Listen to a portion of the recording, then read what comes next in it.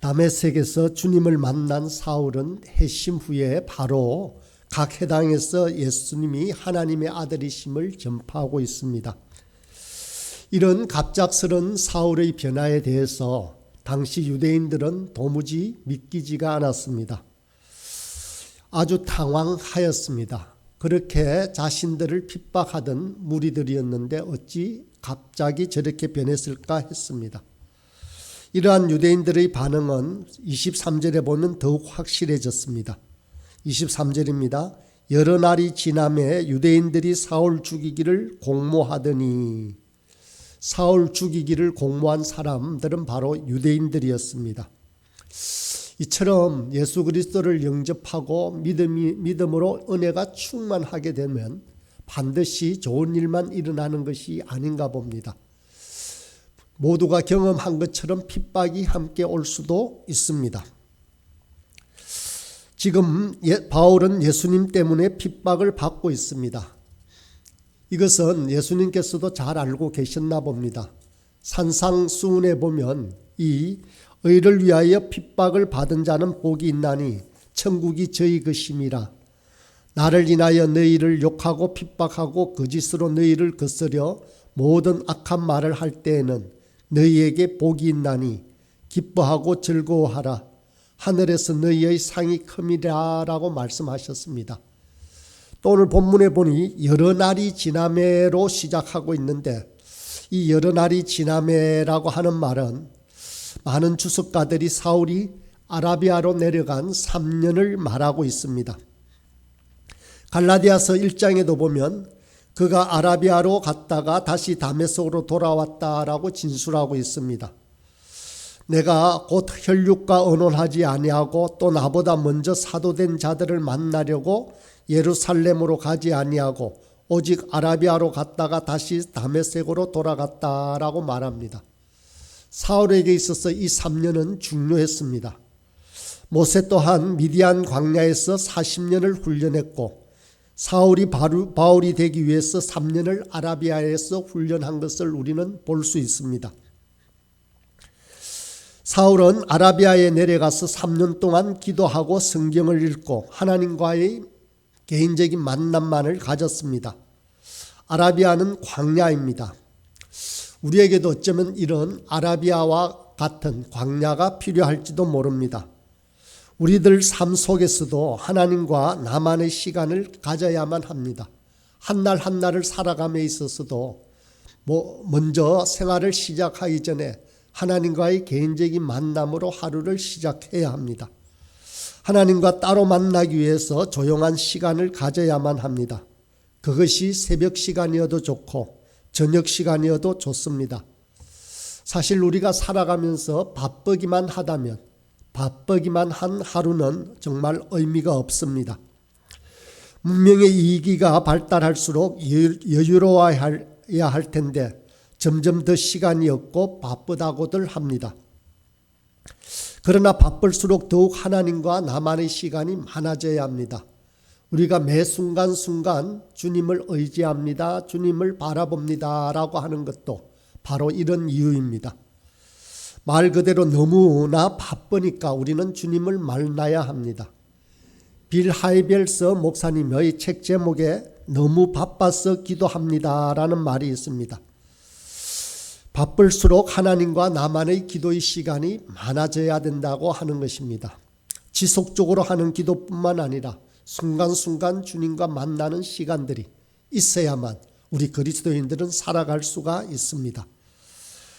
24절과 25절에 보면 그 계교가 사울에게 알려지니라. 그들이 그를 죽이려고 밤낮으로 성문까지 지키거늘 그의 제자들이 밤에 사울을 광주리에 담아 성벽에서 달아내리더라. 유대인들이 사울을 죽이려고 공모를 하고 계교를 꾸몄습니다. 참 이 장면들을 생각해 보면 우리가 그냥 글로 읽지 않고 영상으로 생각해 본다면 참으로 흥미진진한 일입니다. 밤중에 사울을 광주리에 담았습니다. 그래서 성벽에서 달아내렸다라고 합니다. 이러한 유대인들의 계교를 어떻게 알았는지는 이 말씀에 분명하게 나오지는 않습니다. 그러나 분명한 것은 하나님께서 하나님의 백성들을 보호하고 있다라는 사실은 우리는 분명히 기억을 할 수 있습니다. 하나님께서는 여러 곳에서 약속을 하십니다. 하나님의 백성, 하나님의 자녀들을 꼭 지키시겠다고. 이사야서 43장 1절과 3절의 말씀의 약속이 있습니다.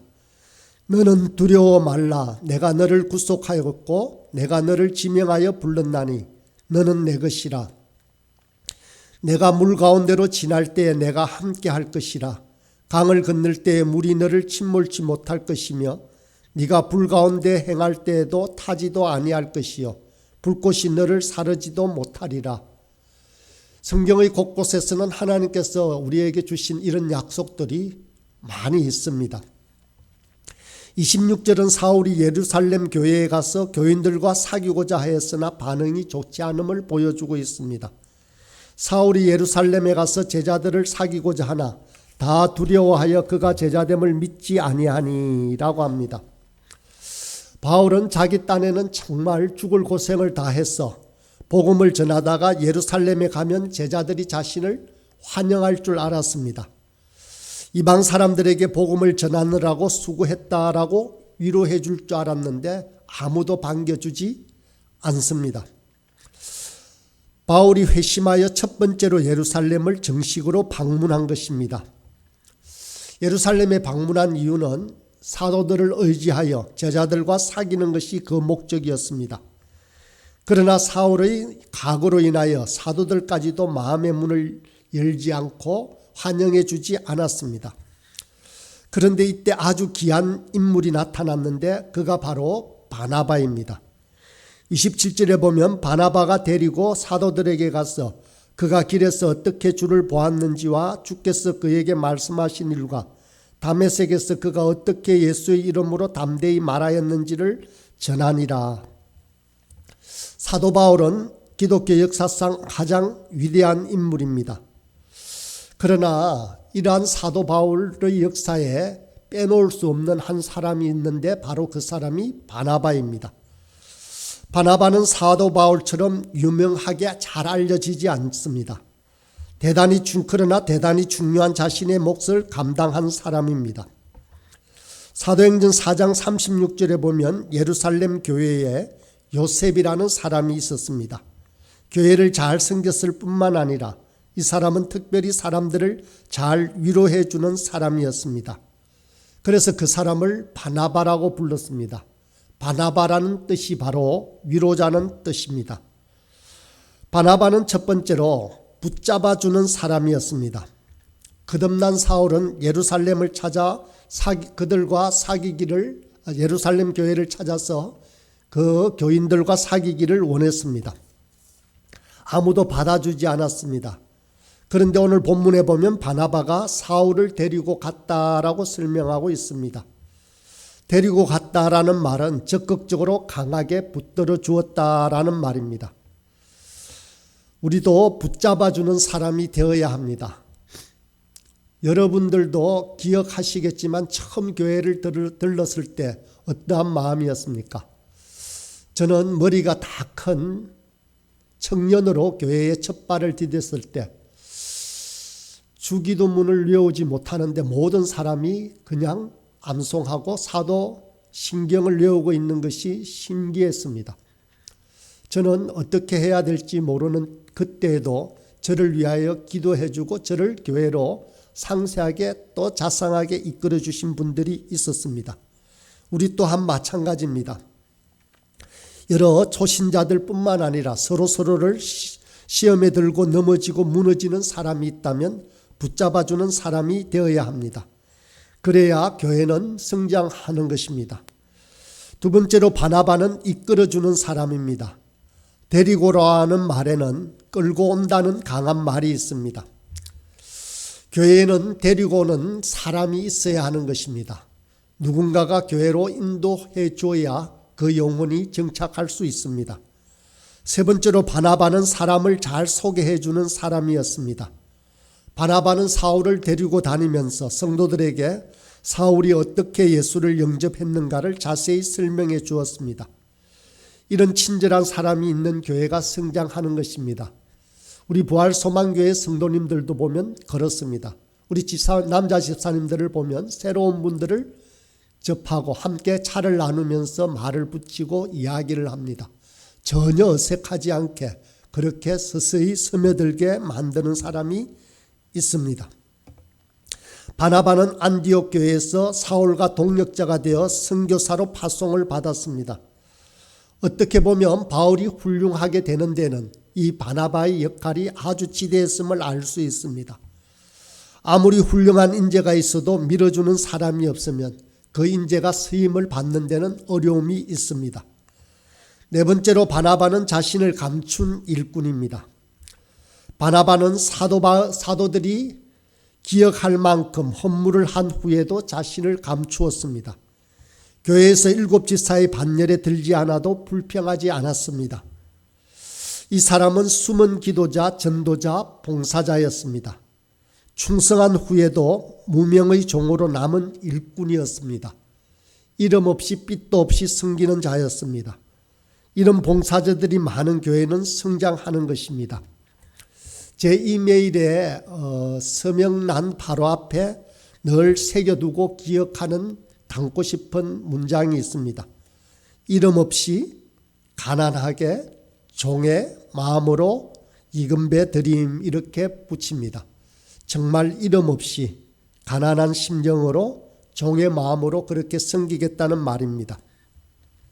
28절을 보면 사울이 제자들과 함께 있어 예루살렘에 출입하며 바나바의 도움으로 제자들과 교제하고 예루살렘 교회에 마음대로 출입하게 되었다는 것입니다. 예루살렘 교회로부터 공동체의 일원으로 받아들여졌다는 말입니다. 기독교인으로부터 경계를 받거나 배척을 받지 않았다는 말입니다. 복음은 억압이나 혐오, 차별을 가져오지 않습니다. 포용과 개방, 용납, 환대로 점점 넓혀가는 것이 복음의 참 의미입니다. 교회도 그러해야 합니다. 어떤 사람이 오더라도 어떤 경우에라도 혐오와 정오와 차별의 마음을 갖지 않아야 합니다. 환대하고 포용해야 합니다. 그래야 원수조차 사랑하라고 하신 우리 주님의 말씀에 순종할 수 있는 것입니다. 29절입니다. 또 주 예수의 이름으로 담대히 말하고 헬라파 유대인들과 함께 말하며 변론하니 그 사람들이 죽이려고 힘쓰거늘. 헬라파 유대인들에게 전도를 하려고 합니다. 그런데 사울을 죽이려고 합니다. 이를 갈고 길을 서고 사울을 죽이려고 한다는 것입니다. 살벌한 분위기가 느껴집니다. 그저 짧은 문장이지만 소위 말하면 암살을 하고 살인을 한다라는 느낌입니다. 30절에 보면 형제들이 알고 가이사랴로 데리고 내려가서 닷소로 보내니라. 이런 상황을 당시 사도들이 알았습니다. 바울을 여기 그냥 두어서는 죽겠다는 생각이 들었습니다. 그래서 바울의 고향인 닷소로 보냈다라는 말입니다. 닷소로 가는 길에는 가이사랴가 있었나 봅니다. 그곳을 거쳐서 가도록 했습니다. 나중에 바울이 되어 다시 큰 일을 하게 된 것도 어쩌면 바로 이러한 사도들과 바나바의 역할이 컸다라고 말할 수 있습니다.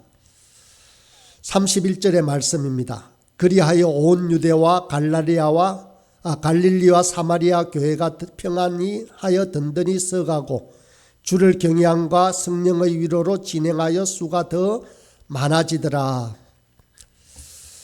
교회가 평안하여 든든히 서가고, 이 말을 보면 저는 참 기쁩니다. 이런 말씀대로 하나님의 교회가 든든히 서가고 평안해지기를 그렇게 기도합니다. 사울의 변화, 즉 바울이 됨에 따라 교회에 대한 핍박이 완화되면서 교회가 평안을 얻어가게 됨을 말씀하고 있습니다. 사울에 의한 예루살렘의 소동 외에 당시의 정치적 상황에 따른 박해도 누그러진 듯합니다. 교회 성장의 바른 모습을 오늘 31절 말씀에서 볼 수 있습니다. 교회 성장의 첫 번째 원리는 하나가 바로 평안입니다. 여기서 평안이라고 할 때는 할 일을 하지 않고 게으르게 그냥 나태하게 있다는 말이 아닙니다. 적극적으로 사랑하고 헌신하며 봉사하고 기도하며 전도하면서 평안해졌다라는 말입니다. 교회는 평안해야 합니다. 교회 안에는 많은 계층의 사람들이 모입니다. 그렇지만 모두가 하나가 되어서 평안을 누려야 합니다. 서로가 한 형제 자매처럼 어우러져 사랑하고 위로하고 힘을 주는 교회가 되어야 합니다. 교회가 평안하려면 성도 각 사람들이 자기 위치에 있어야 합니다. 서로를 인정해주고 낮아질 때 겸손할 때 교회가 평안해집니다. 우리는 평화를 만들어가는 성도라고 할 수 있습니다. 누가복음 11장에 보면 주님은 스스로 분쟁하는 나라마다 황폐하여지며 스스로 분쟁하는 집은 무너진다라고 했습니다. 화평하지 않으면, 평화롭지 아니하면, 평안하지 아니하면 무너지는 것입니다. 두 번째로 교회는 든든히 서야 합니다. 평안하여 든든히 서간다라고 했습니다. 든든히 선다라는 말은 견고한 기초 위에 세워져서 잘 지어가는 상태를 의미합니다. 기초가 든든해야 건물이 안전합니다. 우리 교회의 기초는 무엇이겠습니까? 바로 교회의 기초는 예수 그리스도입니다. 이 터는 곧 예수 그리스도라고 말씀했습니다. 이 터 위에 하나님의 말씀을 순종함으로 아름다운 신앙의 집을 세워야 하는 것입니다. 흔들림이 없는 교회가 든든히 서 있는 교회입니다. 반석 위에 지은 집과 같아야 합니다. 창수가 나도 무너지지 않는 집을 말합니다. 세 번째로 하나님을 바르게 경외하는 교회가 성장합니다. 경외한다는 말은 하나님을 두려워한다라는 말이었습니다. 하나님의 임재를 의식하고 두려워하는 마음과 경건한 행위로 순종하는 삶을 의미합니다. 한마디로 하나님을 하나님처럼 섬기는 믿음이 바로 경외하는 믿음입니다. 네 번째로 성령의 위로가 있는 교회가 성장합니다. 성령의 위로로 진행하여라고 했는데 성령의 위로는 다른 말로 하면 성령님께서 우리를 도와주신다는 말씀입니다. 어떤 사람을 성령님께서 도와주시겠습니까? 그것은 바로 성령님을 모셔드리고 환영하고 의지하는 자에게 성령님께서 위로를 베풀어 주십니다. 내 생각, 내 의지, 내 고집을 버리고 어떤 형편에서든지 하나님의 뜻을 찾으며 성령의 인도하심을 구하는 교회가 바로 성장하는 교회입니다. 사랑하는 여러분, 교회 부흥의 원동력은 바로 우리 주님 예수 그리스도이십니다. 주께서 구원받는 사람을 날마다 더하게 하신다라고 사도행전 곳곳에서 가르치십니다. 주께서 구원받는 사람을 붙여주실 때 교회는 성장합니다. 다시 말하면 전도는 우리 자신이 하는 것이 아니라 주님이 하신다는 믿음을 가지고 나아가서 전도할 때 교회는 성장할 수밖에 없는 것입니다. 오늘 말씀으로 우리는 교회 성장의 의미와 원리를 알았습니다. 이 원리를 잘 적용하여서 우리 부활소망교회가 점차점차 성장해가며 서로 사랑하고 평안하기를 간절히 소원합니다.